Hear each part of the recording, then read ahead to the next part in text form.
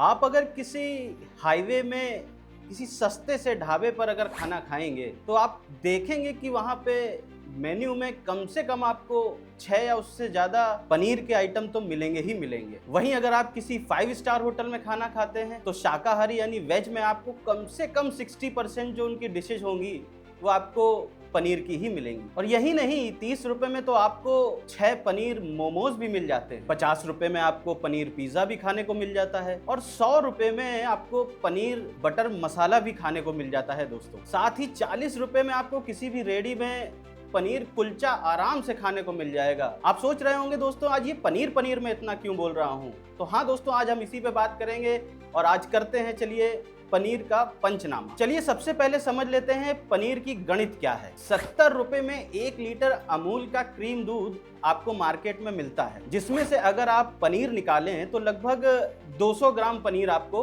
मिलता है। तो इस हिसाब से अगर हमको 1 किलो पनीर निकालना है तो लगभग 5 लीटर अमूल दूध लगेगा, मतलब उसकी आवश्यकता आपको पड़ेगी अगर 1 किलो पनीर आपको उससे निकालना है तो। और 70 रुपए के हिसाब से जिसकी कीमत बनती है 350 रुपए, मतलब अगर आपको असली दूध का पनीर निकालना है तो उसकी लागत कम से कम आपको 350 रुपए पड़ेगी ही पड़ेगी। चलिए मान लेते हैं कि जो दूध हमें 70 रुपए प्रति लीटर पड़ रहा है मार्केट रेट में, अगर उसी का हम फैक्ट्री रेट अगर मान के चलें तो वो हमें मिलता है अगर 50 रुपए में, तो 1 किलो पनीर निकालने के लिए जो कम से कम कीमत आएगी 5 लीटर दूध की वो आएगी 250 रुपए। और अगर इस 50 रुपए में हम मजदूर की कीमत, तेल, ईंधन, ये सारी चीजें मिला देते हैं तो ये कीमत बनती है लगभग 60 रुपए। और चलिए इसमें मान लीजिए अगर हम डिस्ट्रीब्यूशन कमीशन भी लगा देते हैं और ट्रांसपोर्टेशन चार्ज भी लगा देते हैं तो लगभग जो इसकी कीमत बनेगी वो 63 रुपए बनेगी। मतलब आखिरी में क्या निकल के आता है कि अगर हमें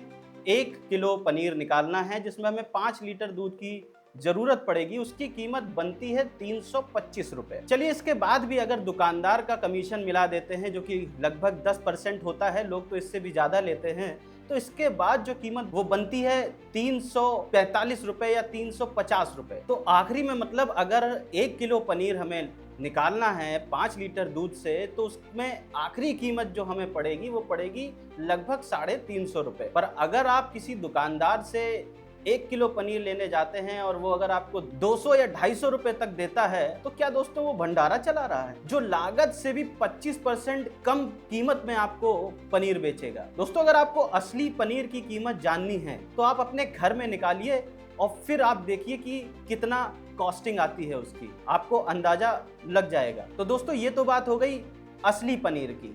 अब चलिए देखते हैं क्या हाल है नकली पनीर का। यहाँ मैं नकली पनीर को एनालॉग पनीर बोलूंगा, आप इसको सिंथेटिक पनीर भी बोल सकते हैं और फेक पनीर भी बोल सकते हैं। ये एनालॉग पनीर दोस्तों जो कि असली पनीर जैसा दिखता है, इसके मूल तत्व पता है आपको क्या क्या है? पाउडर का दूध, वनस्पति फैट, पाम ऑयल, अरारोट और ना जाने कितने तरह के डेवलपिंग एजेंट होते हैं इसमें। और अब क्योंकि पाउडर मिल्क में फैट तो होता नहीं है तो उसके लिए डालडा और पाम ऑयल मिलाया जाता है इस पनीर में या इस दूध में। अब ये क्यों मिलाया जाता है? ये इसलिए मिलाया जाता है दोस्तों ताकि इसका घनत्व यानी डेंसिटी हाई हो जाए, ये गाढ़ा हो जाए। और आपको बता दूं कि ये वही तेल है जो आपकी आर्टरी में जमता है, जिसकी वजह से बहुत सारी बीमारियां होती हैं। और ये नकली पनीर, ये सिंथेटिक पनीर आपको बड़े बड़े 5 सितारा होटल में भी मिलेगा, फिर आप चाहे पनीर दो प्याजा खा रहे हो या बटर पनीर खा रहे हो। और पनीर का एक और फॉर्म होता है दोस्तों जो बिल्कुल थर्ड क्लास होता है, जो कि बना होता है डिटर्जेंट, यूरिया और मैदे के घोल से। ये दोस्तों वो पनीर होता है जो आप सड़क के किनारे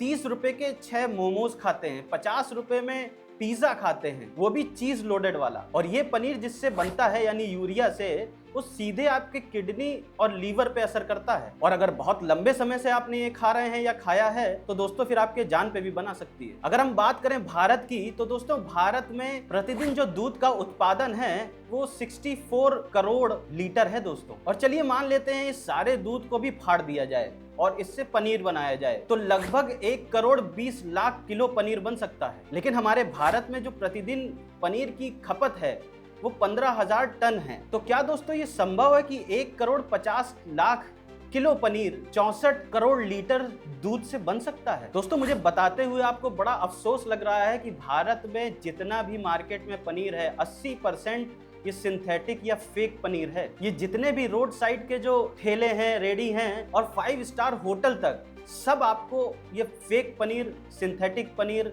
एनालॉग पनीर खिला रहे हैं आपको। आप खुद से आइडिया लगाइए ना कि पिछले 30 सालों में क्या वजह थी कि जो किडनी और लीवर की बीमारियां जो हैं वो इतनी ज़्यादा बढ़ रही हैं। कभी जाकर दोस्तों देखिए, ये जो छोटी छोटी गलियां हैं वहाँ पे जो ये बड़े बड़े भगोनों में दूध उबल रहा है, खौल रहा है, और इसमें ये दोस्तों दूध नहीं उबल रहा है, ये यूरिया उबल रहा है, ये यूरिया खौल रहा है। और कभी कोशिश करिएगा, जो लोग इस तरह का पनीर बना रहे हैं उनसे कहिएगा भैया जो अपना पनीर ये बना रहे हो इसको खुद जरा खा के दिखाओ। और मैं आप सबसे कहना चाहता हूं कि अगली बार जब भी आप किसी अच्छे होटल में या किसी ढाबे में जाएं तो ढाबे या होटल वाले से कहिएगा कि भैया जो पनीर से तुम ये डिश बना रहे हो उसका थोड़ा सा सैंपल जरा मुझे ला के दो, चखाओ मुझे। मैं दावे के साथ कह रहा हूँ कि वो 10,000 बहाने बनाएगा। और ये दोस्तों मैं खुद आजमा चुका हूँ। अभी मैं अपने दोस्तों के साथ ढाबे में खाना खाने गया। हमारे साथ एक हमारे मित्र हैं मिश्रा जी, उनको खाने का बड़ा शौक है। उन्होंने कुछ पनीर की डिश ऑर्डर करी तो पता नहीं उनके दिमाग में कहाँ से आया, उन्होंने वेटर को बुलाया और वेटर से कहा कि भैया थोड़ा पनीर का सैंपल चखाओ, जरा देखें तुम्हारा पनीर कैसा है।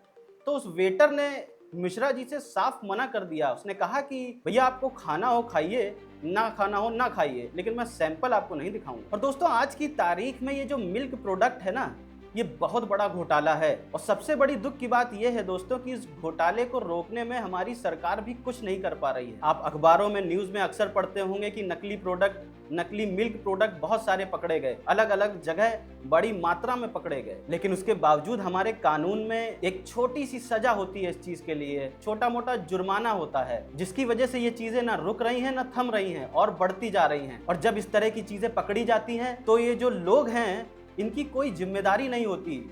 इनके प्रोडक्ट से होने वाली डायरेक्ट या इनडायरेक्ट मौतों का कोई जवाब नहीं है इनके पास, ना इनकी जवाबदारी है। इसकी वजह क्या है? हमारा लचर कानून। अब आपके मन में एक सवाल आ रहा होगा तो फिर इसका हल क्या है?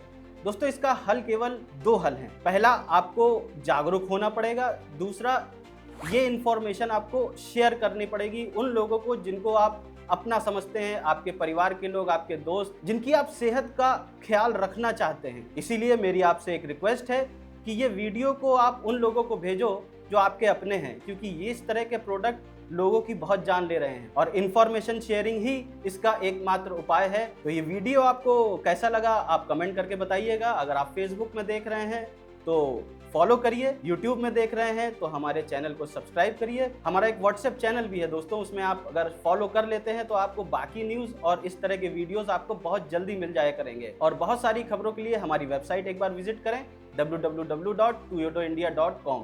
आज के लिए बस इतना ही। मैं फिर जल्दी मिलूंगा, तब तक के लिए जय हिंद, जय भारत, नमस्ते।